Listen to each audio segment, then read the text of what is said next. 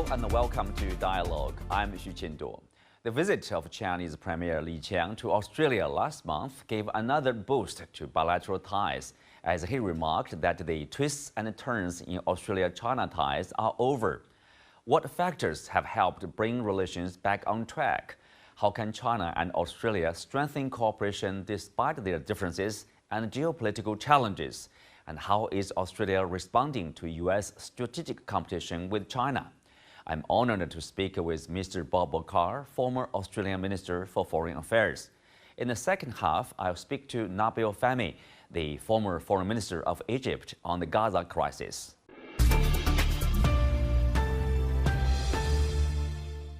Welcome to Dialogue, Mr. Carr. After this visit by Chinese Premier Li Qiang to Australia, New Zealand, people say our relationship are back on track. What's your take on that? Oh, very positive. I think Premier Li made some very good points. So did the Australian Prime Minister Anthony Albanese, and both can say that we've now got a good, solid, resilient working relationship. Given the importance of China to Australia as a vast export market, China takes up to 45% of everything Australia exports, and the tax on those exports fills the Australian budget and enables us to do things on disability assistance or defence preparedness. It's just very good that we now have a working bilateral relationship. Mm-hmm. So what's the next step in order to maintain such a momentum? Yeah, I think we can work on expanding the scope of the free trade agreement. I think we can work on easing China's entry into the Pacific Free Trade Agreement. I think we can talk candidly to one another about security issues. I think Australia should be planting with China and with the US, our great ally, the idea of a détente between China and the US, because it's in Australia's interest, it's in the interest of every other nation in the Asia Pacific, that there be peaceful resolution of differences between the world's prevailing power, America, and the world's rising power, China. You mentioned about this Pacific Rim Free Trade Agreement. I think you are referring to the CPTPP. What's the attitude of Australian government? Is Australia supportive of Chinese application to join, to be part of CPTPP? I think they're supportive. They've probably made noises about conditionality, but Australia has got a big stake in more free trade. We're a trading nation, a middle power. And Australia views with a great deal of concern the rise of more protectionist sentiment in the United States. Our Foreign Minister Penny Wong put it like this. She said, economic engagement in the Asia Pacific, and she was talking specifically about economic engagement with China, is not just good for mutual prosperity, it's good for peace. It's an investment in peace, and that's the Australian approach, and it's different from the American approach. And when it comes to strengthening the WTO, resisting protectionist pressures, Australia and China are as one, and that's very significant if you think about it. Australia is a very explicit, upfront ally of the United States. With the US on security questions, but you've got an American ally in Australia saying we're close to China when it comes to opposing protectionism. You see, Australia is opposed to the banning of TikTok. Right. So we're not going along with American populist, the US congressional and also no populism. Tariffs on Chinese EVs. Yes, that's right. We want them for our consumers. Right. We want them because we desperately need to expedite the shift in Australia to EVs. And when I travel in an Uber in Sydney, it's very likely to have a Chinese background driver and to be a Chinese-made car. Right, and also, of course, it's also important to the fight against climate change globally. As part of the story.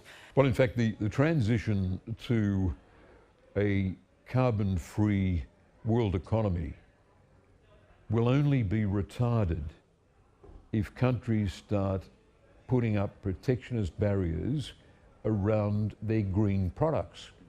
What we want is the freest possible trade in green products to expedite the transition to a carbon-free future from the carbon-intensive present that we're locked in. We'll speak of the next steps between China and Australia. China offers this unilateral visa-free treatment for Australian citizens for 15 days. How important is that in boosting people-to-people exchange? It's fantastic. It's really good news. It's a positive move by China. It's going to enable more Australian tourists to go to China and see the things that I've been privileged to see in the holidays I've taken in China. First of all, the high-speed rail connectivity linking China's cities to Australians. This is a revelation that high-speed rail is taken for granted in China. It's something in Australia, with our vast distances, a relatively small population, we can only dream of. Second, the modernity of Chinese cities. Chinese cities are first world cities.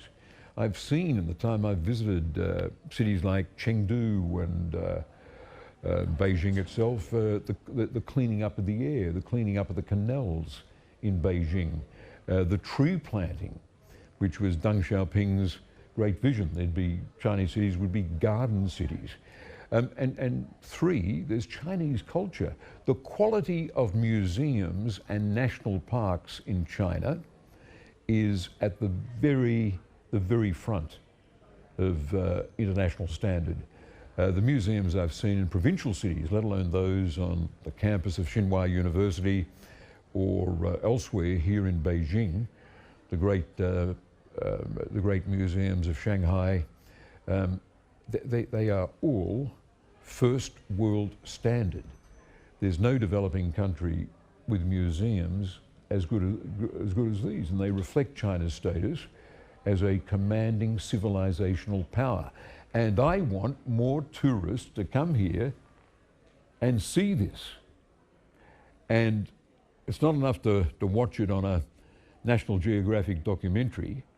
You've got to do what I've done, and that is go to a World Heritage listed national park in China, in Sichuan, for example, and walk the steps through a Taoist temple, through old growth forest to the very summit and look at the pagoda. And then you appreciate that China has the most sophisticated standards of environmental protection and management.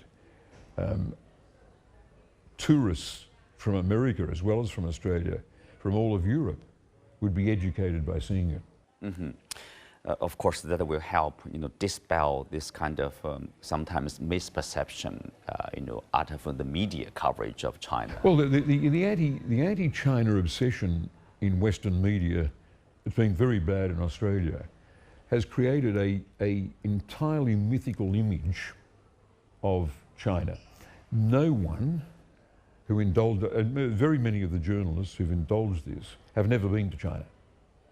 The modernity, the competitiveness, the first world status, the recruitment of hundreds of millions of people to middle class income, this would be something beyond their understanding.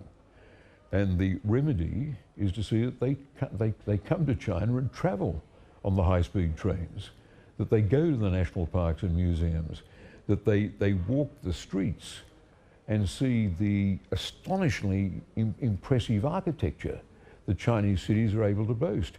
Sustainable buildings too, environmentally sustainable buildings. Right, traditionally, of course, there's a kind of, let's say we are on good terms, but still there's a concern, or sometimes with, anyway, from the media, sometimes from the political scene, or there's a China challenge, to Australia. But now, because of the U.S. approach toward China, is changing, abandoning engagement, choosing to say strategic competition. Does that somehow put Australia in the middle of, the kind of tension? It does. There is American pressure on Australia to be an ally, but Australia's got to make it clear to our friends in the United States that détente between China and the US is in everybody's interests. We've got to make it clear to America that America would not benefit from a descent into war between itself and China. There would only be losers in what Henry Kissinger, the great former Secretary of State, branded as a total catastrophe.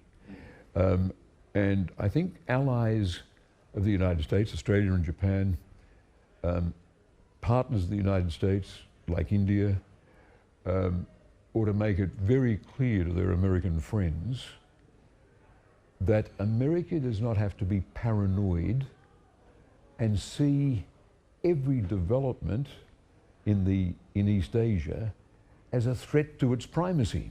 If America reaches the state where everything that happens is construed as a threat to American primacy, then everything becomes a security challenge, and America's judgment will be bad. Right, and particularly in the probably trade and investment area. For example, if Trump comes back to the White House, which is likely, given what's happening in the US, so imposing more tariffs on Chinese goods and probably goods from every country, like 10%.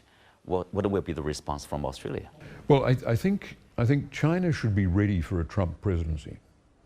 And China should have an agenda prepared for a possible Trump administration, a bold agenda, and diverts him from a policy of aggressive containment. Aggressive containment that probably will have some consequence not only on China but also this region. Oh, it'd have consequences for the world economy. If he aggressive containment, I mean, for example, preeminently 60% tariffs on everything China exports to the US. Now that is making US consumers pay more for Chinese products that they've got used to buying in Walmart and other retail outlets. Right. You have been calling for, of course, as you said, a role of, basically to urge China and the US, to pursue a détente between the two countries. Do you think the Australian government is listening to the calls by you and many prominent public figures? Will Washington listen to that, in particular if there's a Trump administration? Yeah, that's a tough question. Our foreign minister, Penny Wong, has said, she said it publicly, that the era of American primacy in Asia is over. Now that's a message to the United States that one of America's strongest allies in all the world is saying America's got to think about Asia in a different way. That the rise of China means America's got to think about a different way of managing its relationships in the region. And I think what American allies say, I think, for example, that China needs to make its policy towards Japan more sensitive with a view to seeing that Japan can be more relaxed about living next to this large, prosperous, increasingly powerful China.